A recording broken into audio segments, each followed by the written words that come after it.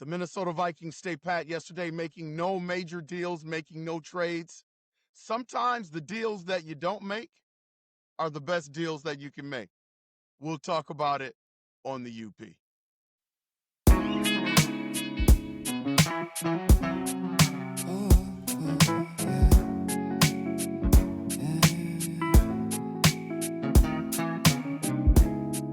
I don't know who I am.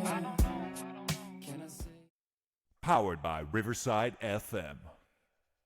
Minnesota Vikings fans, Purple Nation, Skull Nation, Purple Gang, were you guys disappointed yesterday that the Minnesota Vikings stayed pat, really didn't make any moves at the trade deadline? I have to be honest with you. I wasn't very disappointed. Like I said in the opening, I think some of the best moves you can make are moves that you don't make. And so I know it's a lot more fun to see a lot of trades, and I know it's a lot more fun to dream. I mean, we're in the era of fantasy football. We like to see bodies and personalities change teams, especially when it comes to our Vikings. But I really don't think that there is a move to be made that would just really help us significantly down the stretch in terms of the Minnesota Vikings. I mean, what deal was out there? When you look at the amount of money that the Minnesota Vikings have invested in their team. I mean, you look at our offseason, we've spent a whole lot of money on this team. So again, anytime you make a trade, you're giving up assets. Anytime you make a trade, there is a lot of risk that things will not pan out the way that you expected them to. Just look at the trade that we made this year for Adam Thielen. Now, I know Adam Thielen wasn't a trade where we thought that he was going to come in and be the same Adam Thielen that he had always been. I think we picked up Adam Thielen because we had Jordan Addison out and then we had Naylor who had an injury. So he was more of an insurance policy. But I do think that it's safe to say, like if you're truthful, UP Nation, about this, I think that we would have liked or we expected to get more from Adam Thielen than what we're getting from Adam Thielen currently. So it's a gamble, man. You start making these trades and giving up assets, it is definitely a gamble. So I thought that the Minnesota Vikings staying pat yesterday, being disciplined, again, I wouldn't have given up the bounty for a Sauce Gardner at all. I just would not have done that. It would be nice to have a Sauce. If we could have got him at a better price deal or point line, I would have been really, really happy with that. But I wouldn't have done the Sauce Gardner deal that the Indianapolis Colts did. So I'm glad the Minnesota Vikings didn't make any bad moves. But here's the deal. When you don't make a bad move and you keep your assets, UP Nation, like you got to hit on these things. So keeping the picks does nothing for us if Kwesi Adofo-Mensah doesn't get it right.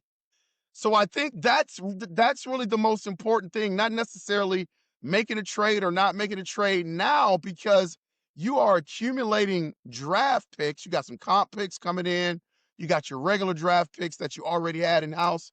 It behooves Kwesi Adofo-Mensah to get this picked. And so I think the Minnesota Vikings have to evaluate what's going wrong with their picks, because the draft hasn't been good to us under Kwesi Adofo-Mensah. So now there's got to be a lot of self-evaluation going on within that organization. Where is it going wrong? Is it Kwesi because he got the final say? Is Kwesi listening to Kevin O'Connell too much? Is he listening to B-Flow too much when it comes to defense side of the ball? Is he ignoring his scouting department? Is he relying too much on his scouting department? Does his scouting department leave a lot to be desired when it comes to their analyzation, how they draft guys, where they have guys on their draft board? It hasn't been consistently good. Now, I think our last draft, it's got to play out a little bit. Donovan Jackson's looking pretty good. Obviously, JJ McCarthy last game looked really, really good. So he's hit on a few draft picks, but I think when you look at the depth of this team, because we've missed on so many draft picks, I think it kills our depth, and that lies at the feet of Kwesi Adofo-Mensah.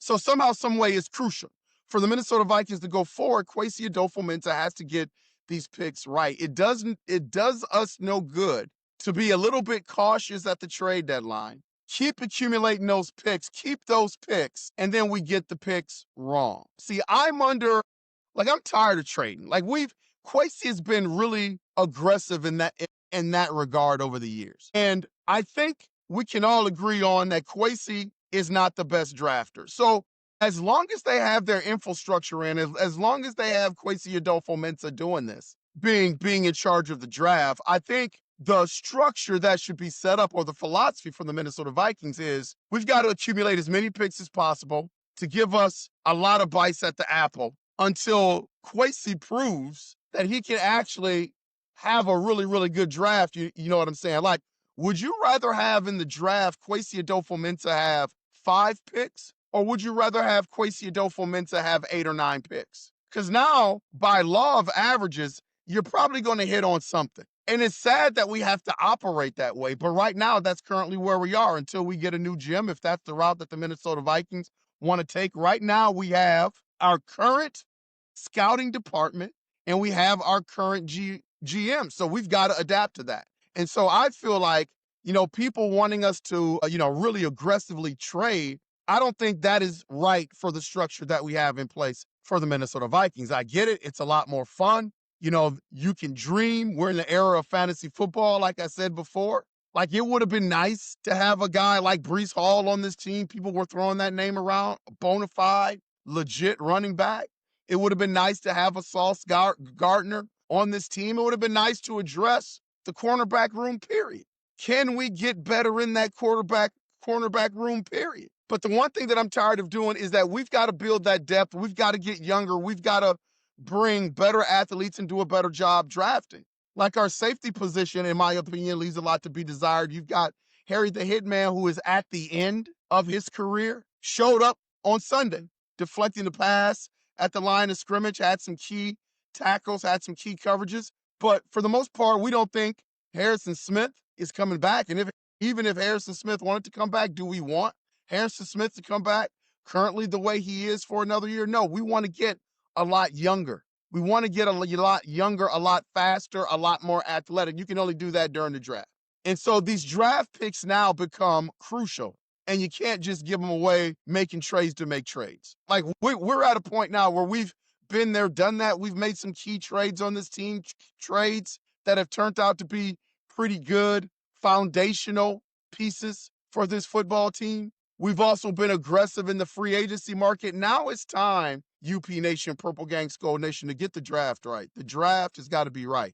And if Kwesi Adofo-Mensah can't do it or doesn't do it, then we have to look to replace our GM. Like, this is a piece of the puzzle that we can't continue to be bad at and that we can't continue to be mediocre at. Like, that just can't happen. Especially now, since you're taking the philosophy where there were no deals out there to be had. And again, I am full support of that, but you got to get the draft picks right. And that lays at the feet of Kwesi Adofo-Mensah. So now we have the draft picks. We kept the draft picks. Let's get it done, scouting department. Let's get it done, Kwesi Adofo-Mensah, to get these draft picks right.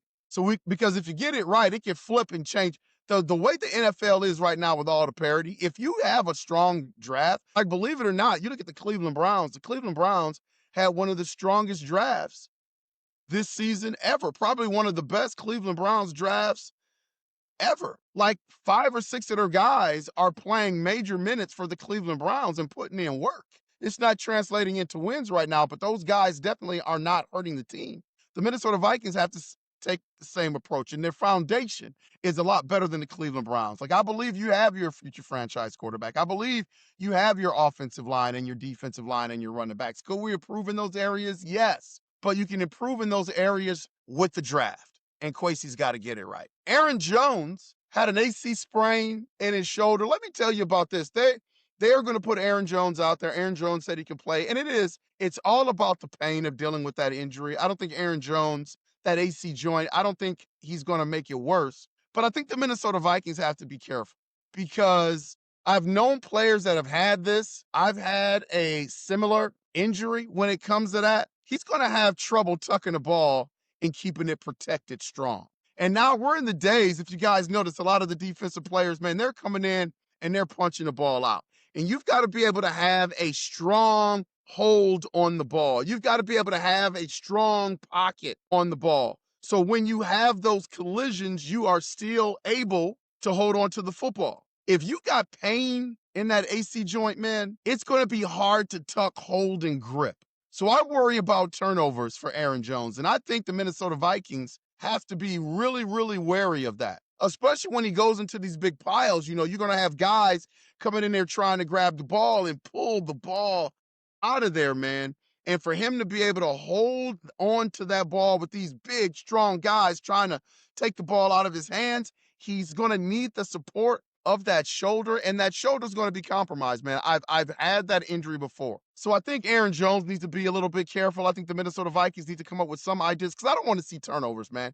Key turnovers. And it looks like since Aaron Jones is back, he's going to get more carries and more reps than Jordan Mason. Like, that is evident from the last 2 games. Like, Jordan Mason has basically disappeared in terms of accumulating a lot of runs and a lot of reps. And to be honest with you, I never thought it would play out that way. I thought Jordan Mason will be the number 1 bell cow for the rest of the season. Aaron Jones getting some carries here and there, but it looks like Aaron Jones is going to be the main ball carrier. So if that continues the way it continues on Sunday, I think the Vikings need to be a little bit wary of that injury and Aaron Jones carrying the football. I'm just saying, man. That injury is nothing to play with. Like, it's not something where he can't play. I just know at times when you pull and tug and the way the running back position is, I think that if you are not cautious with that, I think it's going to be hard to really hold on and carry that football the way you need to carry it until that pain goes away. Just my thoughts on the Aaron Jones thing, man, and just my thoughts on, I think, what the Minnesota Vikings did yesterday in terms of the trade deadline. I think they were smart. Some of the best moves you make are moves that you don't make, and I think it was smart. Now you got your draft picks. I just think the second part of this is getting the draft right, and Kwesi has to do a lot better in that area. Man, just my 2 cents. This has been Unconventional Playbook. Please hit that like and subscribe button. Man, we're growing by leaps and bounds, and I appreciate your support. And as always, UP Nation, we will see ya when we see ya. So